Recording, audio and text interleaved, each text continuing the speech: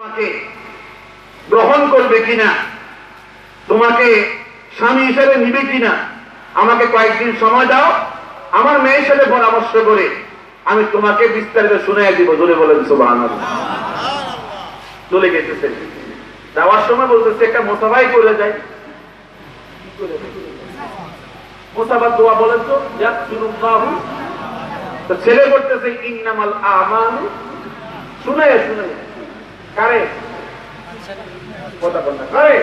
যে বাচ্চা বলে তুমি কি ইয়াকফিরুল্লাহু লানা ওয়া লাকুম পারো না, কহ পারি, তবে ইন্নামাল আমালু বিন্নিয়াত শুনে শুনে করতেছি।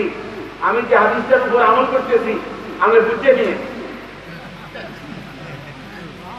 বুঝলেন না, সব বুঝলেন বিয়ে বুঝলেন কোন দিক এই ওয়াজটা করছে কে? জুনায়েদ বুগদানি। এই কথা কই রে মানে বাচ্চারে এই ওয়াজটা করছে কে? জুনায়েদ বুগদানি। তখন হুজুরের কথা শুনে বাচ্চা বুঝছে মনে হয় কোন একটা কাজ এখানে আভ্যন্তরীণ চলতে আছে। কথা বল না। অনেক সময় দোয়াতে কি হয়, আল্লাহ ওলিদের নজরে কি হয়, একটু বুঝে নেওয়ার চেষ্টা করছে। আমি মূলত আজকে শুধুমাত্র এই হবিগঞ্জে ঢুকার পরে আপনাদের হযরতওয়ালা আব্দুল হান্নান রহমতুল্লাহর নাম বারবার শুনেছি, অনেক শুনেছি। এজন্য আমি ওই প্রসঙ্গ নিয়ে কথা বলতে চাচ্ছি। এই জায়গার দাম আছে না নাই? কথা বল না, আছে না নাই? তাহলে বয়ান যখন শেষ হয় নাই, এখনো মসজিদ ভাঙে নাই, অনেকে চলে গেল কেন? ইজ্জত দেওয়া দরকার ছিল, এই জায়গায় ইজ্জত দেওয়া দরকার ছিল। কথা বল না। এজন্য আমি যে কথা বলছিলাম, বয়ান যখন কথা যখন শেষ চলে যাচ্ছে আর বলছে আমাকে জুনায়েদ বুগদারি যে আমল করতে বলেছে আমি সে আমল করছি, এজন্য মুসাওয়ার ভিতরেও সে আমল ঢুকে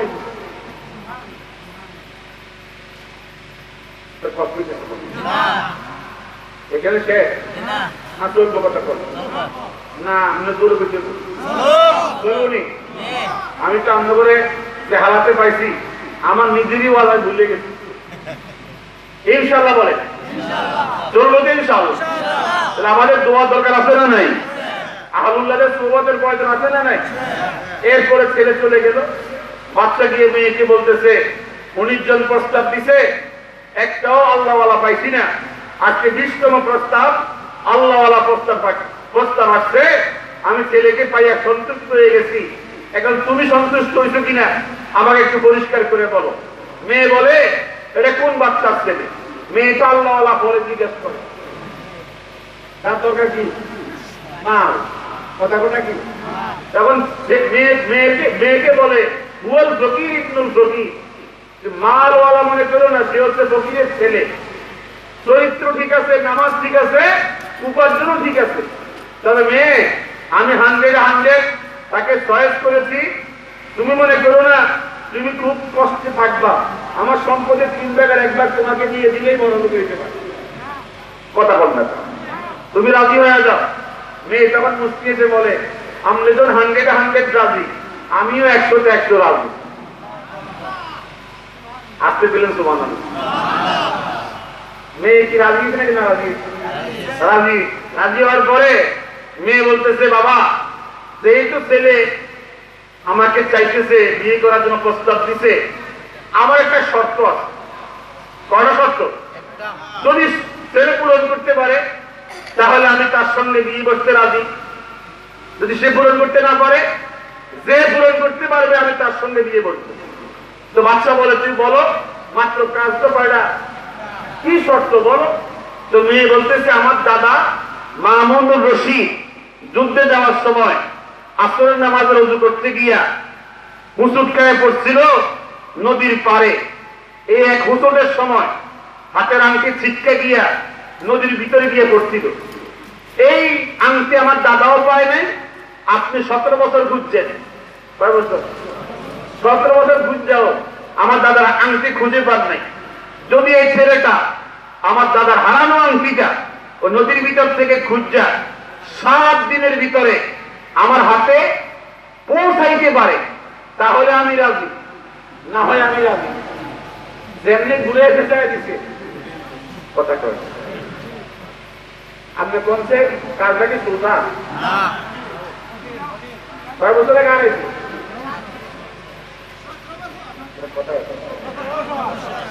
আমি তো বলে গেছি, কারণ বছরের পরে একদিন আপনাকেও হাওয়াতে কারণ আমার নিজের শরীরের অবস্থা খারাপ হয়ে গেছে। কত বছর পরে? সবাই কত বছর পরে? এখন এইটা পূরণ করতে পারলে আমি রাজি আছি। তখন বাদশা বলে, তুমি যেমনি ঘুরে দিছ জিন্দিগি টাঙ্কিও হয়তো না, তোমারও হয়তো না। তো আমি কাল মাত্র দিছি একটা, আপনি দিয়ে তাকে চাইয়া দেখেন না সে পারে কিনা, দেখেন না। ছেলে আসছে, আয়া সালাম দিছে, আসসালামু আলাইকুম ওয়া রাহমাতুল্লাহি ওয়া বারাকাতুহু, ইন্নামাল আমালু বিন্নিয়াত। ওই একই হাদিস। তো ছেলেকে বলতেছে, তোমার খবর ভালো, আমিও 100% রাজি, আমার মেয়েও 100% রাজি। তবে তোমার একটা কাজ দিচ্ছে। কি কাজ দিচ্ছে? আমার বাবা এইভাবে এইভাবে কি করছে, আংটি হারাইছিল, তোমার এই কাজটা দিছিল 7 দিনের ভিতরে, এটা উদ্ধার করে আনলেই তোমার সাথে আমার মেয়ের বিয়ে হয়ে যাবে। ছেলে যখন জবাব দেয়, হ্যাঁ যা আমরুন ইয়াসির, এটা কোনো বিষয় না, এটা কোনো it is easy, it is আরবিতে বলছে হাযা আমরুন ইয়াসির। একবারে সোজা একটা কাজ দিচ্ছে, একবারে একটা সোজা কাজ দিচ্ছে। তো মানে একটা আংটি অনেক করে নিচ্ছে, ওটা ওখান থেকে নিয়ে এসেছে,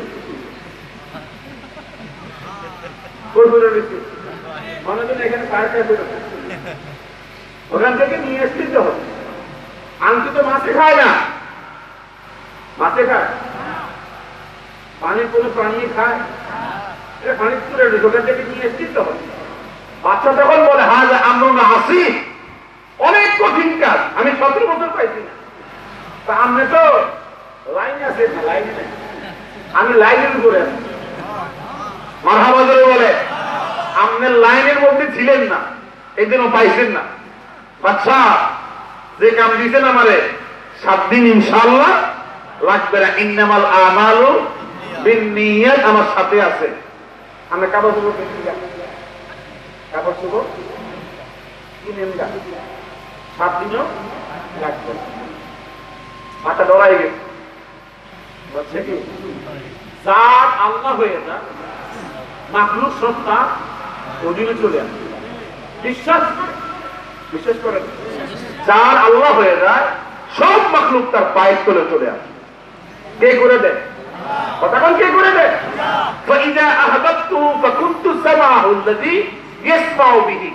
সহিহ বুখারী বর্ণনা, আমি যখন কোনো বান্দাকে ভালোবাসি, বন্ধু বানায় ফেলি, তখন তার কান আমি আল্লাহর কুদরতি কান হয়ে যায়, তার হাত আমি আল্লাহর কুদরতি হাত হয়ে যায়, তার চোখ আমার কুদরতি চোখ হয়ে যায়, তার পা আমার কুদরতি পা হয়ে যায়।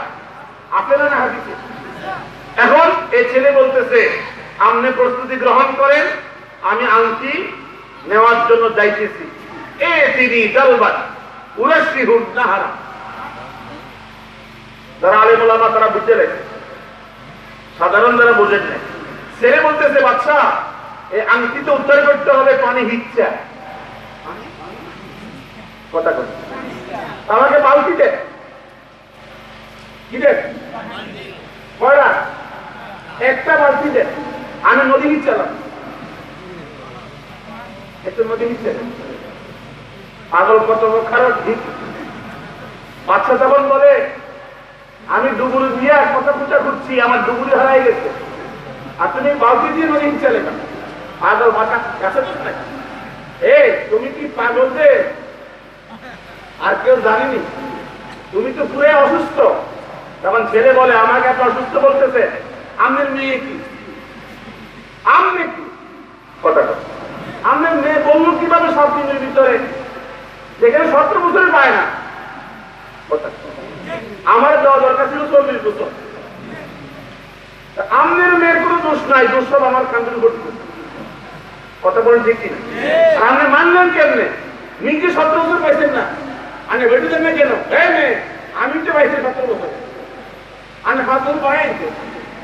নিজের দোষ দিন দেখেন না, আমাকে বলে আমি অসুস্থ। আর মাঝে দিবেন নাকি দিবেন? 18 বছরে পাগলের কথা কথাই বলে একটা বালতি দিয়ে দে। এরকম মাঝে মধ্যে আমরা বলি কিনা, এই পাগলের কথা কথাই বলবো, যা এখানে বিদায় কর, ঠিক কিনা? এখন বালতির দোষ থেকে ধরে আল্লাহ কাহুয়ালা অলৌকিহি, বালতি কান্দে নিছে, কই নিছে? কান্দে নিয়ে বাচ্চার সামনে